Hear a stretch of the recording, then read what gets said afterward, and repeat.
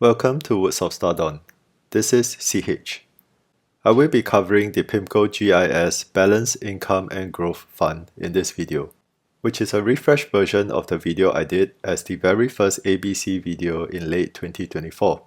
The fund has gone through interesting times in 2025 and year to date, so it would be good to revisit the fund again this time. This is part of my Absolutely Biased Comments or ABCs series, whereby the aim of this series is to cover one fund per video to share how an individual investor can try to find out more about a fund from public sources and do some basic research or simple due diligence on the fund before deciding to buy the fund or walk away. Some quick disclaimers before we start. This is not a product sales pitch or a recommendation to buy. I'm not sponsored by anyone to do this video.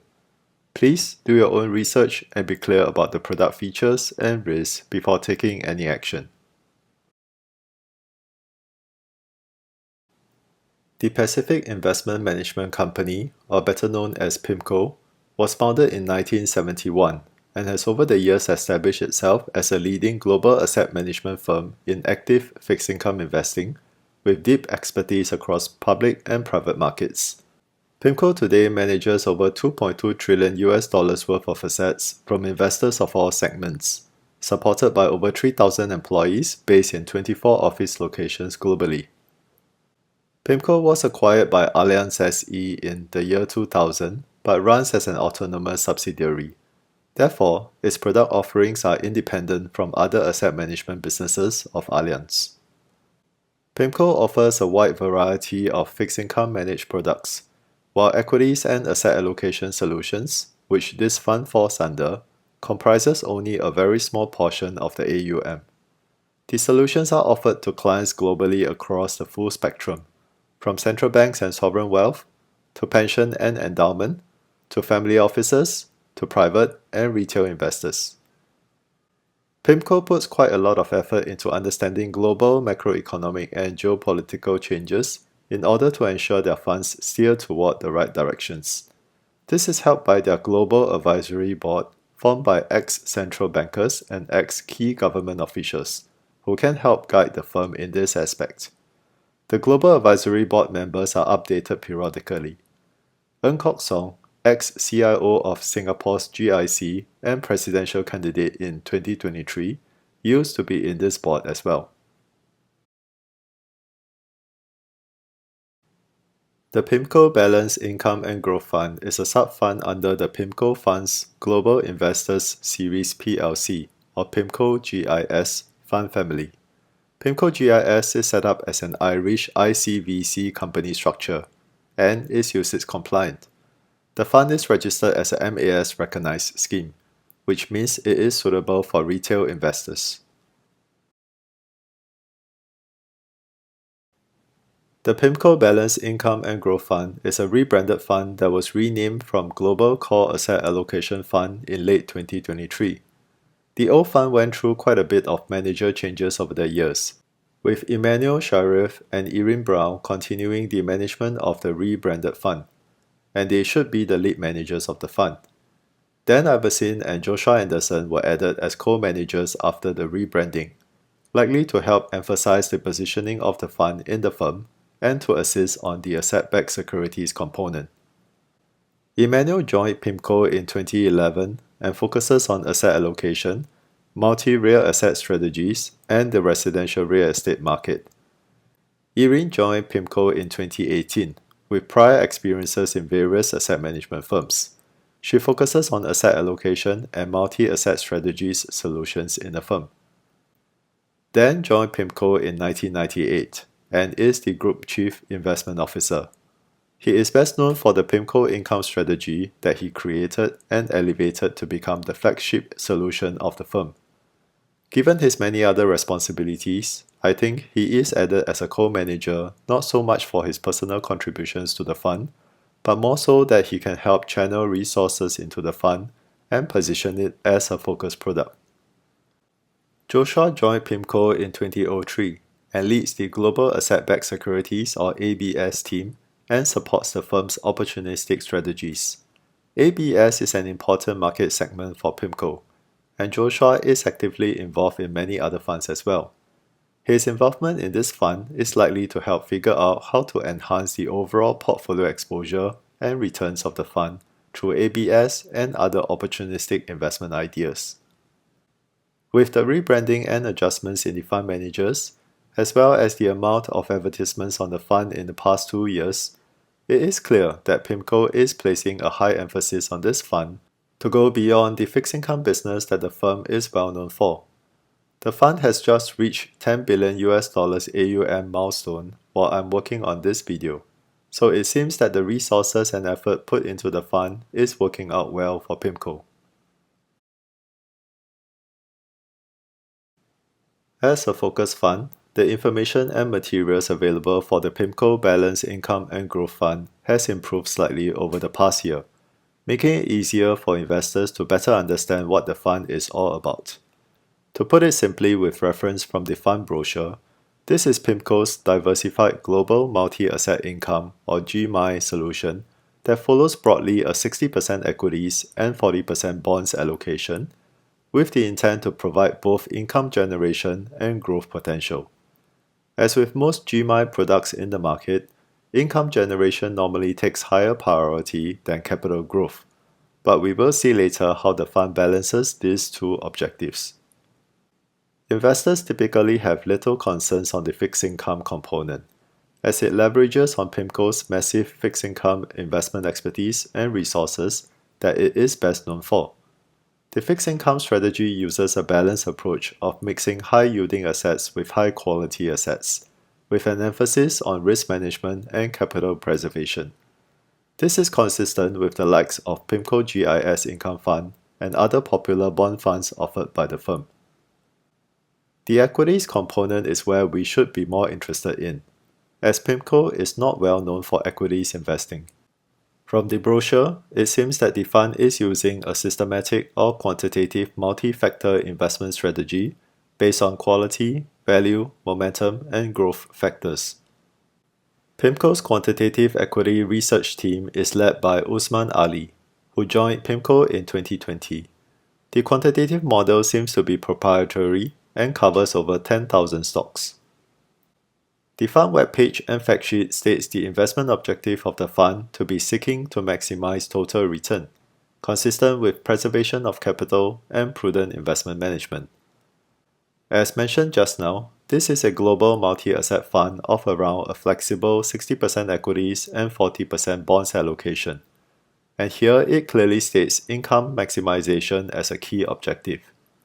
Let's go through the prospectus for more details. The first parts are basically a repeat of what is mentioned in the fund webpage and fact sheet. Here, the prospectus further elaborates on the equity component, whereby it states the investment approach is not just systematic, but also has a discretionary aspect as well.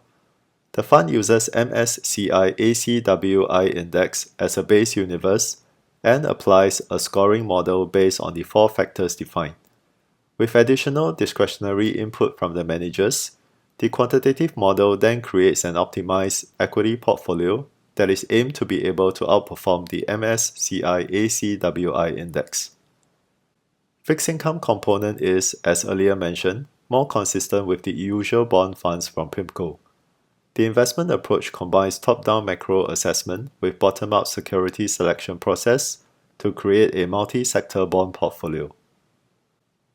While the fund follows a broad guidance of 60% equities and 40% bonds allocation, the prospectus actually allows a pretty wide range of 20% to 80% for equities, and vice versa for bonds. This means it is possible for the fund to flexibly increase to 80% equities in a bullish market, or reduce to 20% equities in a bearish market, meaning the long-term macroeconomic views and short-term assessment on market stress that lead to the asset allocation adjustments is an important factor in making this fund work. Specific investment constraints include max 25% in commodity-related instruments and max 20% in structured notes. While the fund is base currency in US dollars, it can hold non-US dollar investments and non-US dollar currency positions. That being said, most of PIMCO's bond funds typically have very high exposure in US dollars, so I suppose this applies more for the equity component. Last but not least, the prospectus states that the benchmark is comprised of 60% MSCI All Country World Index or ACWI and 40% Bloomberg US Aggregate Bond Index. Taking reference from the index, we can gather that the fund will likely invest in both developed and emerging markets in the equities component and mainly focus on US and US dollar bonds in the fixed income component. As we have gone through just now, the fund is actually highly flexible and is not constrained by this model asset allocation or the benchmark in terms of investable universe. There is unfortunately not much provided on the investment process details, though the fund brochure does help quite a bit in this aspect. PIMCO does provide plenty of additional insight articles, especially for its bond strategies. For this fund, however, there are currently just 2 articles under the asset allocation category, and both of them talk specifically about the systematic equities only. It would be good if the fund managers can produce some articles talking about how they make adjustments to the asset allocation of the fund through different market conditions. The PIMCO Balanced Income and Growth Fund was originally incepted in 2009, but it was rebranded in late 2023 to what it is today. I can't find any information on the changes to its investment strategy as part of the rebranding, though it probably makes more sense if we review its performance period only after the rebranding. The fund has recently reached the $10 billion AUM milestone, as mentioned earlier. This is a pretty decent and stable size, although for a global multi-asset strategy, the fund can definitely grow a lot bigger. The fund fact sheet contains a lot more portfolio information than the fund webpage. First, let's take a look at the asset allocation breakdown. The fund currently has around 66% equities and 34% bonds, which is not too different from the model allocation of 60% equities and 40% bonds. The sub-allocation goes by geographic regions, which is not too useful. But we can see from here that the fund is significantly invested in US markets for both equities and bonds. So this may not appeal to investors who are looking for a more regionally diversified solution. For the equities component, sector breakdown is provided in the fact sheet. If we compare this to the MSCI ACWI index, it can be seen that the fund is actually quite similar to the index. So PIMCO's systematic equity model has not led to any significant variations sector-wise. Morningstar provides some additional information on the equity component. The fund holds around 400 equity positions that seems quite well diversified across market cap. Overall, the equity component is large cap bias with a slight value tilt. For the bonds component, things are a bit more complicated because PIMCO likes to display most of the information by duration exposure. In any case, it can be seen that the sector exposure are mainly US focused and into mostly high quality government related bonds, followed by securitized assets and investment grade credits. There are some small exposures in high yield credits and emerging market bonds, though overall the bonds component looks to be more for low risk capital preservation and stable income generation objectives. Again, let's get some additional information from Morningstar. From a market value perspective, there are actually a lot more securitized assets than government bonds exposure in the portfolio, similar to how PIMCO GIS Income Fund is constructed.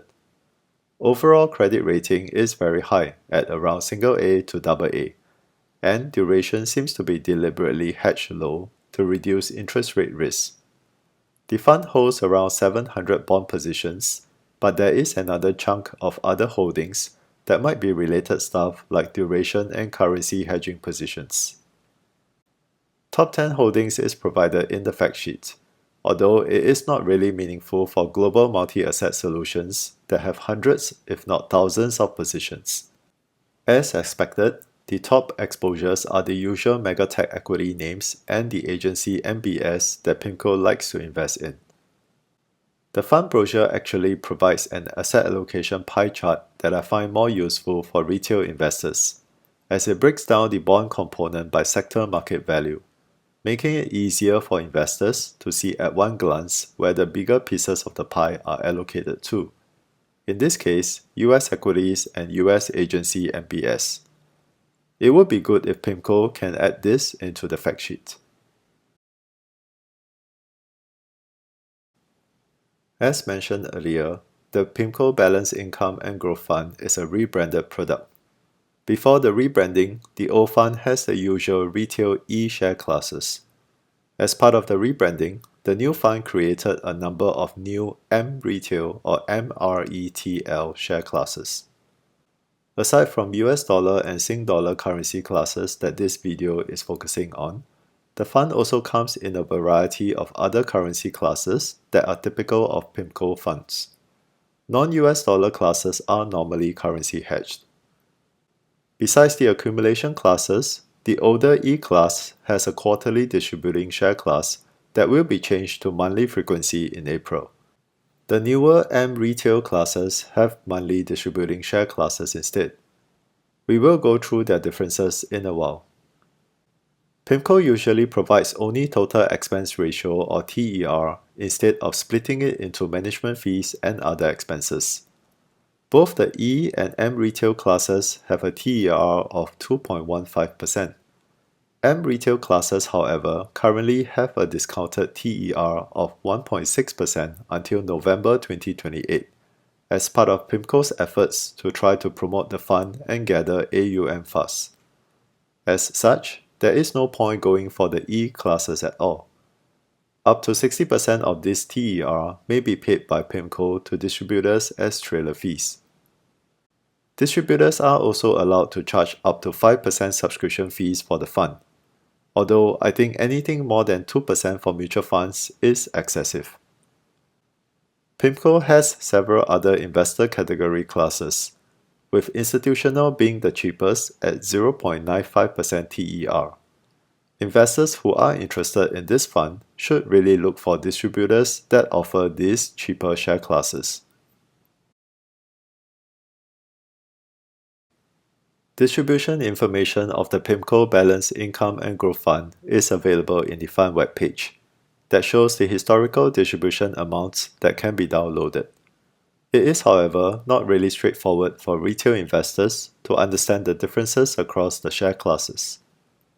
Fortunately, the fund brochure provides a useful snapshot of the distribution information across the M-Retail Income and M-Retail Income 2 share class in both US dollar and Sing dollar hedged currencies for the year of 2025.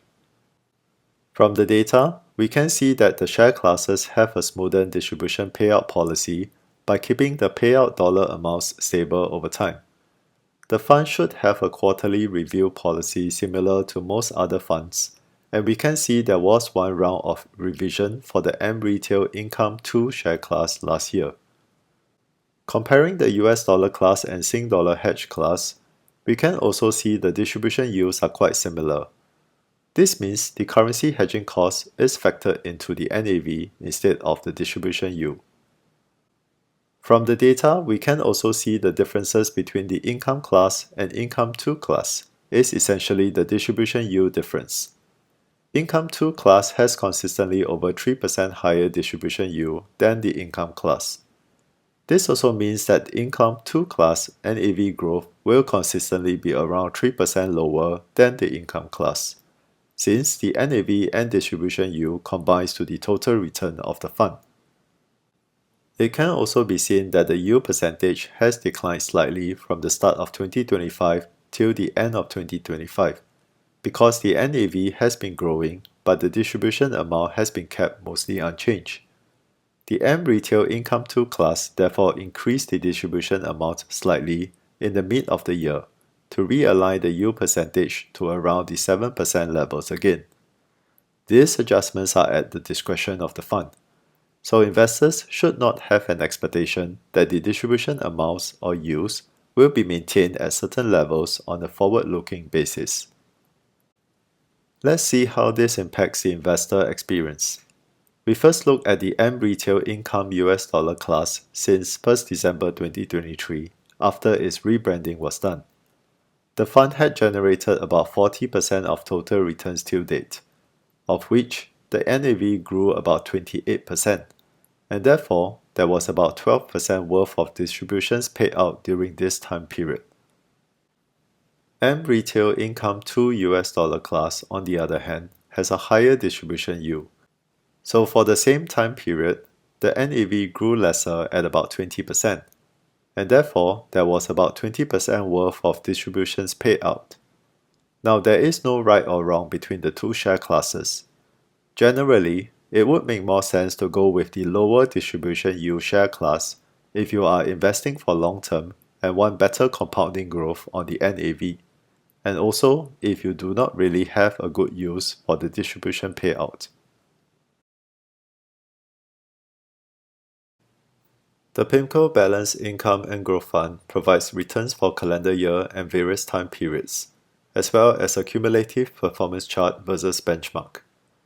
As we are using the M Retail share classes that are created in conjunction with the fund rebranding in end November 2023, there is only a pretty short track record of less than 3 years for us to look at. The cumulative performance chart is badly designed, as the vertical axis isn't adjusted to make the line differences more visible, so let's ignore that. The performance tables are quite straightforward, and shows that the fund has outperformed the benchmark across all time periods. Now given the benchmark is static while the fund can flexibly adjust its asset allocation, we should try to see if the fund is generating this outperformance prudently or at a higher volatility. Let's use Morningstar charts to see the lines better. Here is the fund since inception in end November 2023 till end 2024. Comparing against the iShares ETFs representing the two components of the fund benchmark, that is MSCI ACWI Index and Bloomberg US Aggregate Bond Index. The fund performed within expectations and had slightly higher returns than the 60-40 combination of the ETFs. I did my first video on this fund in November 2024, and as seen, the fund performance didn't give me a wow back then. Moving forward to the year 2025, this was when the fund scored a strong performance. The fund had delivered just slightly lower than the MSCI ACWI ETF, and it was mainly attributed to the lower drawdowns during the April market correction, and also likely a quick asset allocation adjustment to ride the equity market recovery thereafter. Here, I have added in the BlackRock Global Allocation Fund that runs a more static 60-40 allocation strategy for comparison. As seen, the PIMCO fund is clearly doing something right, having a noticeable outperformance in the second half of the year. Moving forward again to this year, the fund also exhibited interesting return trends. While we know the markets started correcting in end February, the fund has surprisingly outperformed MSCI ACWI ETF before the correction. Now the fund can't be allocating 120% to equities, and the bond component shouldn't be generating outrageous returns if it is expected to be similar to PIMCO GIS income. So that means the systematic equity model is doing something right, to overweight on stocks that are outperforming the broad markets meaningfully. Focusing on the market correction period that started on 25th February, we can see the fund is sliding a bit more than expected, presumably due to the equity positions that were outperforming previously, now correcting a bit more. It is still too early to say how this market correction will turn out, and it would be interesting to observe how this fund can navigate through the market volatility and whether it can end this year with a stellar performance like last year. All in all, the fund has generally been quite promising in its performance since rebranding, especially with how it navigated 2025, and it is clearly giving its competitors a hard time. I am sure many investors are observing closely to see whether the fund can continue to outperform the many other existing global multi-asset funds in the market this year. The Sing Dollar Hedge share class has tracked the US dollar class closely, only lagging behind due to the currency hedging cost that has widened quite a bit since 2025. That being said, overall returns is still pretty decent for Sing dollar investors so far. With that, let's summarize our findings. PIMCO holds a high reputation as a global leading active manager in fixed income solutions. The PIMCO Balanced Income and Growth Fund is PIMCO's concerted effort to establish itself beyond the fixed income asset class. Rebranded in late 2023, and with the addition of the group CIO into the co-managers list, there are high stakes in the firm to ensure the success of the product. The concept of the fund is familiar to most investors, which is a flexible global multi-asset income solution broadly revolving around a 60% equities plus 40% bonds allocation. The bonds component shares high similarities with the popular flagship PIMCO GIS income fund that provides familiarity and comfort to investors. The equities component is the questionable part, as PIMCO is not known to be a strong equity player. In this case, PIMCO has built a systematic or quantitative equity investment team, running its own multi-factor stock selection model that is used in this fund. One thing I find lacking is details on the asset allocation process and how the fund adjusts the allocations through different market conditions. This should be the most important aspect for a multi-asset solution, so it is a pity that PIMCO doesn't provide enough information in this area. The fund has new share classes created specifically for the rebrand with two distribution variations, one with a more typical 3 to 4% distribution yield, and the other with a higher 7% distribution yield.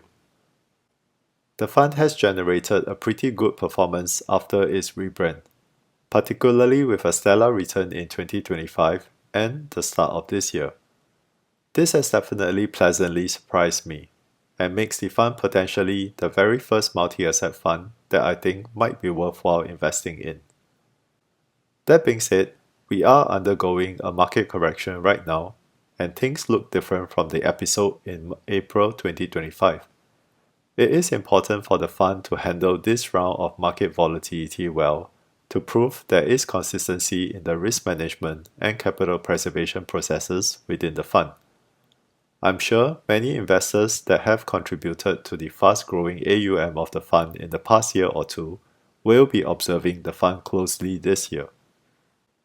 In conclusion, my view of the fund has definitely changed compared to over a year ago when I first covered this fund. There is a slightly longer track record now, and a good one in the past year, that helps to reinforce the viability of the strategy. This is a global multi-asset income solution that now has better potential to actually deliver good risk-adjusted total returns while providing decent stable income in the long run, beating most of its competitors in the market. This concludes my absolutely biased comments on the PIMCO Balanced Income and Growth Fund, and I hope it will help in your investment journey. May we all grow wiser and prosper.